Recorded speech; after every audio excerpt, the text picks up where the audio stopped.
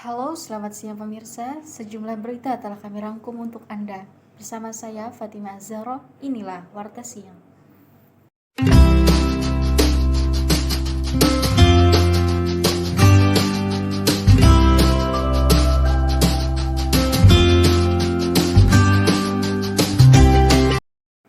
Momen libur lebaran merupakan momen yang ditunggu-tunggu setiap tahunnya untuk bisa bersilaturahmi dan berlibur bersama keluarga. Nah, bagi kalian yang masih bingung memilih tempat destinasi wisata kemana, kami akan mengajak Anda untuk menikmati keindahan alam dan berburu tempat kekinian untuk menambah koleksi foto di media sosial. Sudah ada dua koresponden saya, Siti Fatimah dan Rodatul Jannah. Sebelumnya, kita akan menghubungi Rodatul Jannah yang berada di Palangkaraya. Halo, Rodatul Jannah. Ya, baik, Rodatul Jannah. Sebelumnya, bagaimana situasi terkini di tempat wisata Anda? Karena sekarang ini weekend, jadi situasi yang ada di lokasi dermaga Kereng Bangkirai yang ada di Palangkaraya sekarang ini terbilang cukup ramai didatangi oleh pengunjung. Bisa kita lihat dengan beriringannya orang-orang untuk menuju lokasi ini. Selamat siang, dengan saya Rodatul Jannah. Saat ini saya sedang berada di wisata dermaga Kereng Bangkirai dan bersama saya ada wisatawan lokal yang berada di luar Kalimantan Tengah. Baik, langsung saja saya akan mewawancara tentang wisata dermaga ini. Apakah saya boleh mewawancarai sebentar? Boleh. Ini berasal dari wisatawan mana nih? Dari Kaltim Pasir. Nah, pertanyaan yang ketiga nih apakah sekarang ini di wisata dermaga ini sesuai dengan protokol kesehatan yang dianjurkan pemerintah? Menurut saya kurang karena masih banyak pengunjung yang datang di sini untuk tidak memakai masker dan untuk prokes cuci tangan sebelum masuk ke sini juga masih jarang banget terlihat pengunjung yang kayak gitu di sini. Bagaimana tips kakak dalam perjalanan menuju wisata lokal ini? Apakah harus sesuai dengan protokol kesehatan? Harus sih, itu wajib ya karena untuk pandemi kayak gini ini tips dari saya ya. Iya. Kalau tips itu kayak ya tetap prokes, jadi kemana-mana tetap harus pakai masker, terus cuci tangan sebelum beraktivitas gitu, misalnya kayak masuk ke sini tempat wisata cuci tangan. Kalau memang nggak disediain selalu bawain sanitizer sih. Terus bagaimana nih pendapat kakak tentang pembelajaran secara daring nih, sedangkan wisata kan dan pusat perbelanjaan tetap dibuka? Bagaimana pendapat kakak? Kalau menurut aku sih itu tergantung wilayah kali ya, soalnya kalau untuk daring sendiri dari pemerintah emang udah dari sananya ya ini, tapi ada juga wilayah yang offline. Terus untuk wisatanya sendiri kalau untuk dibuka asalkan sesuai dengan prokes sepertinya masih bisa dimaklumi ya. Cuman tadi banyak masih pengunjung yang belum sadar gitu kan, kayak pakai masker atau cuci tangan.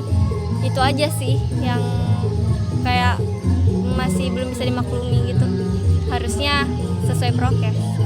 Jadi kakak gimana nih misalnya nemuin orang yang nggak pakai masker dengan protokol kesehatan yang berlaku nih? Ya ini sih heran sendiri sih, seharusnya ya sadar ya, dari kesadaran individu ya, dari diri kita sendiri harusnya ngerti nih kalau pandemi tuh gimana supaya kita nggak terkena ini ya virusnya.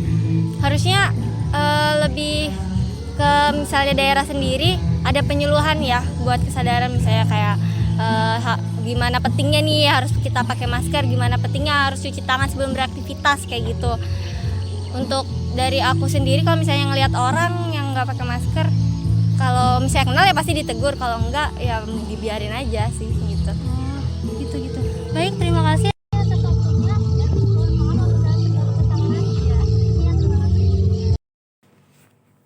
Ya, terima kasih Rodatul Jannah atas informasinya. Selanjutnya kami akan menghubungi saudari Siti Fatimah yang berada di Balangan. Halo, Siti Fatimah. Baik, dengan saya Siti Fatimah. Tempat wisata Sepana di Kabupaten Tabalong kembali dibuka setelah sekian lamanya ditutup. Adapun akses menuju wisata Sapana cukup bagus sehingga pengunjung dengan mudah menuju lokasi tersebut.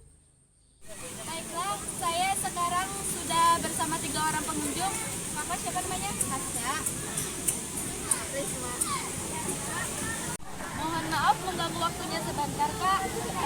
Apa alasan Kakak untuk memilih wisata ini? Sedangkan di Kabupaten Belangan cukup banyak wisata yang menarik. Apa alasan Kakak memilih di sini? Nah, jadi wisata ini itu kan wisata itu biasanya digunakan untuk merefreshing otak para pengunjung. Akan tetapi wisata di sini itu tidak hanya untuk merefreshing otak, tapi bisa juga untuk pendidikan. Jadi bisa belajar banyak hal yang tentang alam atau hal lain sebagainya.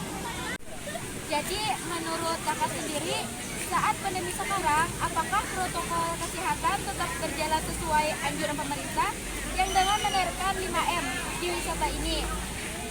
Apakah masih ada orang yang suka melanggar protokol kesehatan tersebut, seperti tidak memakai masker contohnya? Sebenarnya pemerintah pun sudah menegaskan bahwa protokol kesehatan itu harus dilaksanakan di setiap wisata. Akan tetapi pastinya banyak dari para pengunjung yang tetap melanggar aturan tersebut. Ada yang tidak memakai masker, terus juga ada yang tidak menggunakan hand sanitizer dan lain hal sebagainya. Akan tetapi pemilik wisata sudah menerapkan bahwa semua pengunjung itu harus menjalankan protokol kesehatan. Bagaimana sih menurut Kakak tentang peraturan pemerintah yang menegaskan sekolah-sekolah ditutup, akan tetapi wisata-wisata tetap dibuka? Menurut saya peraturan pemerintah ini tidak efisien karena apa? Generasi penerus bangsa, terutama para remaja, itu perlu yang namanya ilmu, dan ilmu itu kan mereka dapatkan di sekolah-sekolah. Jika sekolah ditutup, lalu mereka bisa dapat ilmu itu dari mana? Kalau hanya wisata-wisata yang dibuka itu hanya untuk menyegarkan otak atau refreshing otak, dan itu bukan sebuah pendidikan dan ilmu yang bisa digunakan untuk para remaja. Terima kasih kakak-kakak telah meluangkan waktunya untuk memberikan informasi dari pertanyaan saya tadi. Silakan untuk menikmati kembali wisata yang ada di sini. Baiklah, sekian laporan dari saya kembalikan ke Fahra. Halo, selamat siang pemirsa. Kembali lagi bersama saya, Raudatul Jannah. Pandemi COVID-19 yang kurang lebih memasuki usia 1 tahun di negeri Indonesia tercinta ini tidak menghalangi antusias masyarakat dalam mengisi waktu luang, baik di rumah saja ataupun aktivitas yang berada di luar rumah. Baik, langsung saja saya akan menghubungi saudari Fatimah Az-Zahra yang berada di Banjarmasin. Halo, Fatimah Az-Zahra. Baik, terima kasih. Sekarang saya sedang berada di perumahan di Jalan Haligai, kilometer 7 Banjarmasin. Seperti yang Anda lihat, di sini banyak terdapat tanaman-tanaman. Mari kita. Ya, sudah bersama saya salah seorang narasumber. Halo Mas, maaf mengganggu waktunya sebentar. Oh ya, tidak apa-apa. Dengan Mas siapa Mas? Nama saya Hamsan. Oh, Mas Hamsan. Ya, Baik, kalau boleh tahu pekerjaan Mas sehari-hari apa nih? saya pekerjaannya kurir, mengantar-ngantar ya. Ya, mengantar-ngantar. Oh ya. Ya.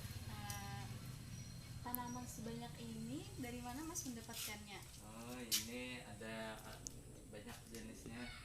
Saya mendapatkannya ada yang mengambil dari hutan, ada yang mengambil di pinggir jalan, ada juga yang beli, ada juga yang dikasih orang. Oh, Nah, ya. berarti memang dapat, Ya. bukan sengaja beli semuanya ya, bukan? Oh, Ya? bukan semua beli. Kalau yang beli seperti yang ini beli bunga kertas, beli. Oh, Tapi kalau seperti ini tumbuh-tumbuh sendiri. Jadi kita ambil bibitnya, terus kita lempar, nanti dia bisa tumbuh sendiri. oh begitu Mas. Terus apa yang motivasi Mas untuk melakukan kegiatan menanam sendiri ini? Oh, kalau kegiatan menanam ini sih buat kita juga yang saya senang menanam. Senang menanam juga ya. Iya.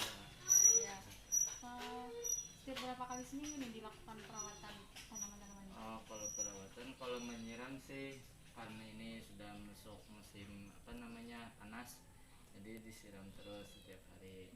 Kalau pupuk mungkin dua minggu sekali dikasih ya. Tanahnya juga digembur-gemburkan gitu.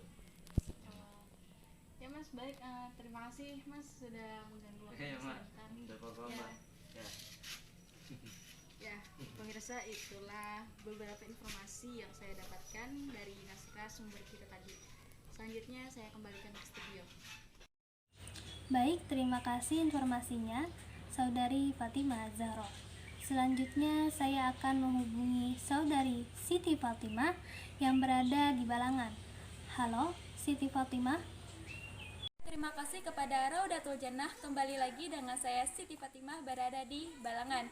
Di sini saya mengunjungi sebuah desa, tepatnya di Desa Bata, Kecamatan Juwai, Kabupaten Balangan. Di sini saya akan mewawancarai salah satu warga yang ada di sini. Bu, mengganggu waktunya sebentar? Ya, nggak apa-apa. Apa sih yang Ibu lakukan sebelum datangnya pada pandemi ini? Ya, saya sebelum pandemi ini saya bekerja sebagai guru madrasah ibtidaiyah. Sekarang sudah hampir 1 tahun lebih kita dilanda pada masa pandemi. Apa sih yang Ibu lakukan pada masa pandemi sekarang? Ya, yang saya lakukan sekarang ini ya di rumah saja mengajar anak-anak lewat online. Dan dari jam 2 sampai jam 3 saya berkebun sayur. Untuk perekonomian, ya saya mengajar anak-anak mengaji dan tata cara sholat dari maghrib hingga isya. Pasti Ibu lebih banyak meluangkan waktu untuk berkebun. Karena di sini warga di sini banyak meluangkan waktu untuk berkebun, termasuk saya sendiri. Dan di sini tanahnya sangat subur, cocok untuk berkebun. Kira-kira berapa sih yang Ibu dapatkan dari hasil mengajar anak-anak mengaji?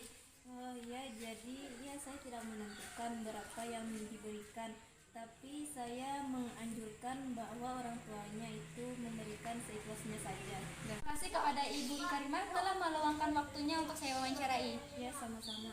Laporan dari saya kembalikan ke Raudatul Jannah. Baik, terima kasih Saudari Siti Fatimah atas informasinya. Pemirsa, inilah berita yang dapat kami sampaikan. Mohon maaf apabila terdapat kesalahan, baik disengaja maupun tidak. Serta mohon maaf atas kekurangan kami dalam menyampaikan berita. Sekian dan sampai jumpa. Wassalamualaikum warahmatullahi wabarakatuh.